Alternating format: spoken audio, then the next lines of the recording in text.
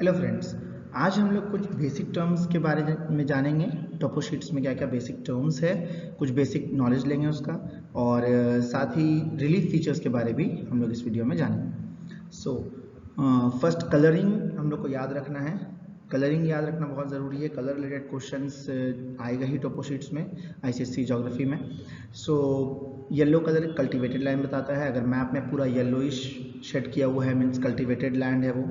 Orange है तो उस एरिया को प्लेटू बताता है, ऑरेंज मतलब प्लेटू। ग्रीन बिल्कुल फॉरेस्ट एरिया बताएगा। अगर पूरा वाइट है दैट मीन्स रॉकी एरिया है ना। और बैड लैंड ब्रोकन ग्राउंड भी होता है ना। ब्लू है तो पेरिनियल वेल्स हो सकते हैं, पेरिनियल स्ट्रीम्स हो सकते हैं, लेक्स पाउंड्स ये सब हो सकते हैं। और ब्राउन कलर है काउंटर लाइन। जितने भी काउंटर लाइन होते हैं वो सब एकदम लाइट ब्राउन कलर बोल सकते हैं, ठीक है। अगर डार्क ब्राउन है तो वो कोई पाथ बता रहा होगा, ट्रैक और समथिंग।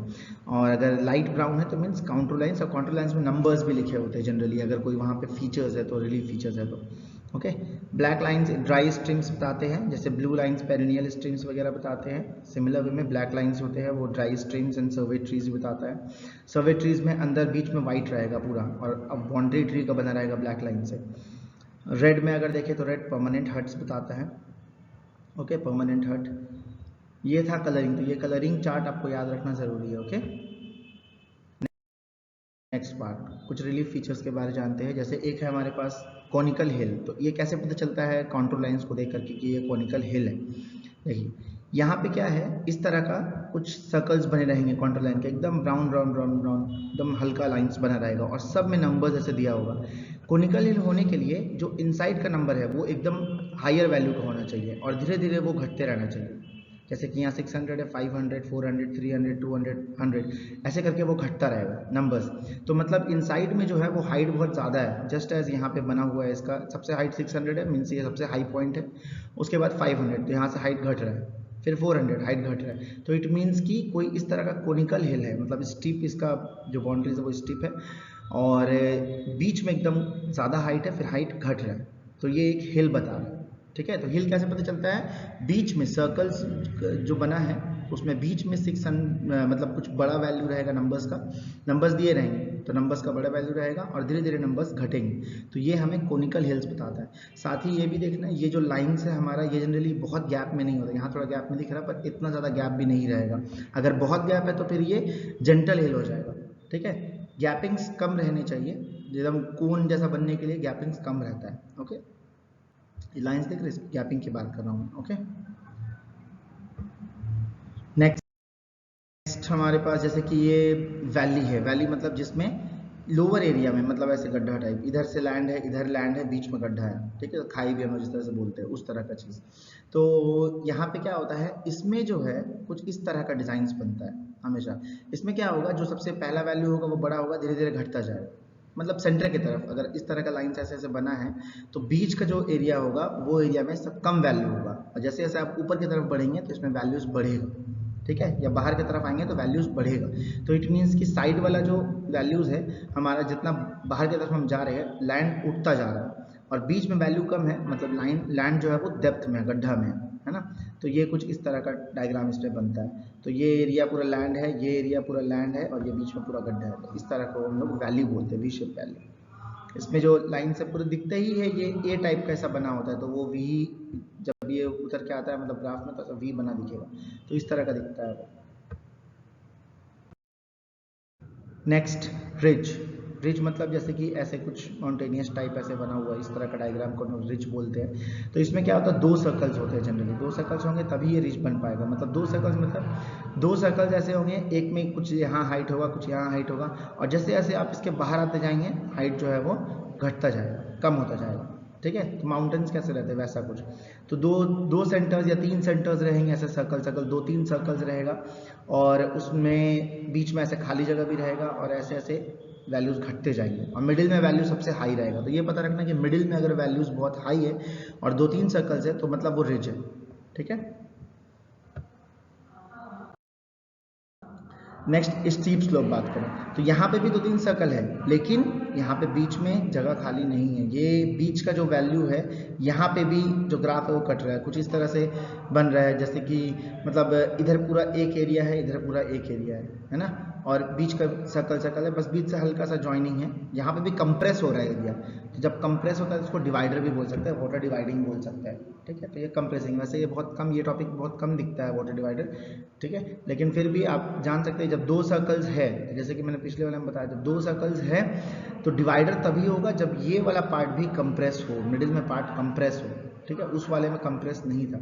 और वैल्यूज इसमें उल्टा है, मतलब उसी तरह से है, अंदर जो है वो सेंटर में ज़्यादा वैल्यू है और जैसे पीछे बाहर जाते जाएंगे सेंटर वैल्यूज कम होता जाएगा, ओके। सिर्फ वैल्यू में जो होता है ऐसा कि बाहर जाते जाते तो वैल्यू बढ़ता जाता है, अदरवाइज जितना भी इस तरह का फीचर है सब में बाहर की तरफ जैसे आप मूव करेंगे सेंटर से बाहर की तरफ तो वैल्यूज जो है वो कम होता जाएगा, ओके।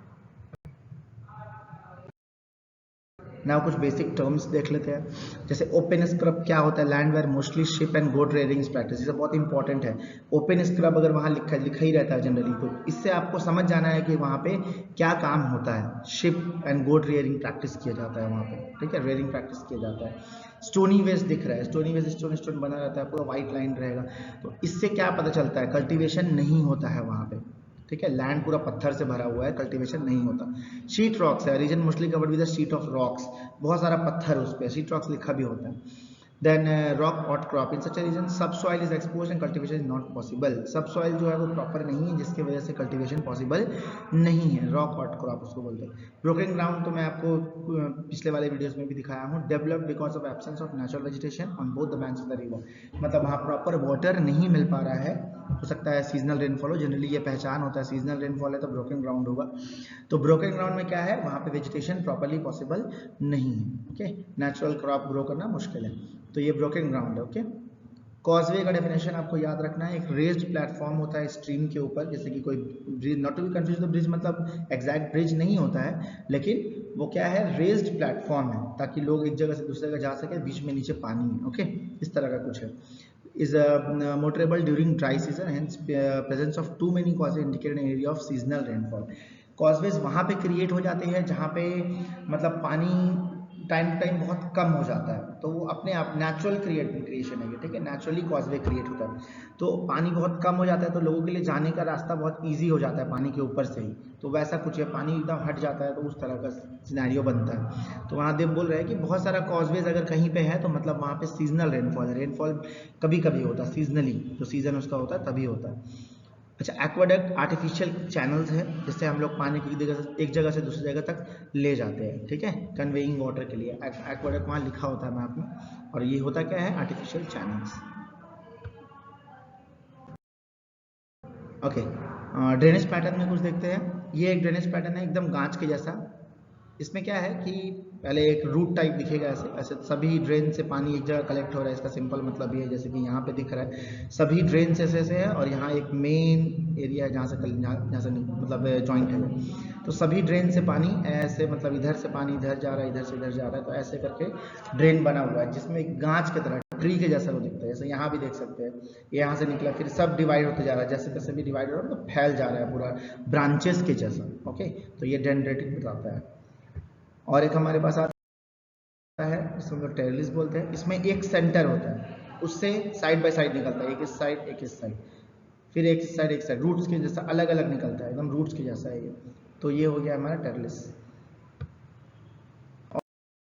और एक हमारा रेडियल होता है, इसमें क्या होता है, सभी स्ट्रीम्स पॉइंट सेंटर में आके स्टार्ट होते हैं, बोल सकते हैं सेंटर में आके जुड़ते हैं, या फिर खत्म हो जाते हैं, सेंटर में नहीं दिखेंगे, फिर वो सेंटर खाली रहेगा, तो यहाँ से सब कुछ डिस्ट्रीब्यूट हो रहा है, सब एक सेंटर से डिस्ट्रीब्यूट हो रहे हैं, जहाँ सर्कल बन जाता है लगभग सेंटर में, तो इसको रेडियल ड्रेनेज बोलते हैं,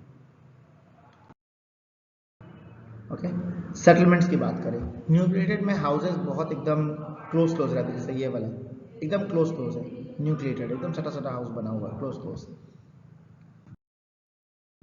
लीनियर में क्या होता है, लीनियर में जो सेटलमेंट्स होते हैं वो रोड्स के बगल में, जैसे ये रिवर के बगल में है, रोड के बगल में, जैसे यहाँ पे देखिए ये एक रोड जा रहा है, इसके बगल में ऐसे डेवलप होते जा रहा है, और ये थोड़ा लंबा भी रहेगा, अभी देखने में थोड़ा न्यूक्लियर टाइप लग रहा है, लेकिन ये थोड़ा ऐसे पूरा दिखेगा, इस साइड भी है, जनरली इस साइड भी रहता है, तो रोड वेज में बगल बगल में ऐसे रोड के बगल में या रिवर के बगल में पूरा डेवलप किया रहता है लाइन से, इस साइड पूरा लाइन से ऐसे घर बना रहेगा, तो वो होता है लीनियर सेटलमेंट। और स्कैटर्ड बहुत सिंपल है, दूर दूर, जैसे यहाँ एक हट है, यहाँ मतलब यहाँ एक हाउस है, यहाँ हाउस है, यहाँ हाउस है, यहाँ हाउस है, तो दूर दूर कैसे हाउस बना है, ग्रुप ऑफ हाउसेस टुगेदर नहीं है, तो ये स्कैटर्ड हो गया। और मैन मेड नेचुरल रिसोर्सेज अक्सर एग्जाम में आता है, तो मैन मेड रिसोर्सेज क्या क्या होता है, परमानेंट हर्ट्स, टेम्पररी हर्ट्स, जैसा आपको खोजना होगा मैप में, ये पूछता है कि इस ग्रिड रेफरेंस में कौन सा मैन मेड रिसोर्स है, कौन सा नेचुरल रिसोर्स है, या कौन सा नेचुरल डायग्राम्स बने हुए हैं, इस तरह से बताना है। तो परमानेंट हर्ट्स जो है यहाँ, परमानेंट हर्ट, टेम्पररी हर्ट, कॉजवेज लिखा है, ये सब मैन मेड चल जा रहा है हम लोग का, ठीक है। और लाइम क्लीन को प्रिंटेड, एनुअल फेयर प्रिंटेड, इस तरह से गोल गोल बनाया है, जिसके अंदर ब्रिक क्लीन जिसको हम बोलते हैं, मेटल रोड है, ये आर्टिफिशियल कॉजवे की बात कर रहा है, जहाँ पे इस तरह से ब्लैक लाइन दिया होगा, ओके। और मेटल रोड हो गया, artificial lake with embankment, embankment कुछ ऐसा है, तो इम्बैकमेंट बनता है जनरली हम लोग उसको लेक क्रिएट करते हैं, ऑटोमेटिक लेक नहीं बनाया वो, इम्बैकमेंट मतलब उसके बाउंड्री बना के उसको पानी को रोके, international boundary, state boundary, PO, PTO, ये सब जितना लिखा है, ये cart track, part track, back track, footpath, ये बहुत, ये तीनों ही में से ही क्वेश्चन आता है जनरली। कार्ट ट्रैक में देखिए सीधा लाइन है, बैक ट्रैक में डैशेस, और फुटपाथ में dot dot dot. Settlements, canal printed, canal दिया हुआ है, इस तरह से जो चीज़ है ये सब प्रिंटेड अगर रहता है तो हम लोग को मैन मेड है। और नेचुरल में जाएंगे तो स्ट्रीम्स होगा, क्योंकि हम लोग का रिवर जैसे क्या होता है वैसे स्ट्रीम्स होगा, ब्रोकन ग्राउंड है ना, सैंड ड्यून्स, इस तरह डॉट डॉट होगा, देन डिप्रेशंस हो सकते हैं, ठीक है, वहाँ लिखा रहेगा deep depressions, dry tank, dry river with islands, है ना, ओपन स्क्रब, इस तरह लिखा रहेगा, ओपन स्क्रब, मिक्स्ड जंगल लिखा रहेगा, फॉल्स रहेंगे, इस तरह का कॉन्टूर लाइन बना रहेगा, उसमें हाइट दिया होगा तो पता चलेगा रिलेटिव हाइट इसका इतना है, सेंटर से ऐसे डिस्ट्रीब्यूट होगा, तो फॉल्स का ये कॉन्टूर लाइन्स हो गया। तो ये सबसे पता चलता है ये नेचुरल है और ये मैन मेड है, okay. So these are the thing, ये सब बेसिक चीज़ है जो आप लोगों को ज़रूरत पड़ेगा अपने मैप को सॉल्व करने के लिए, ओके।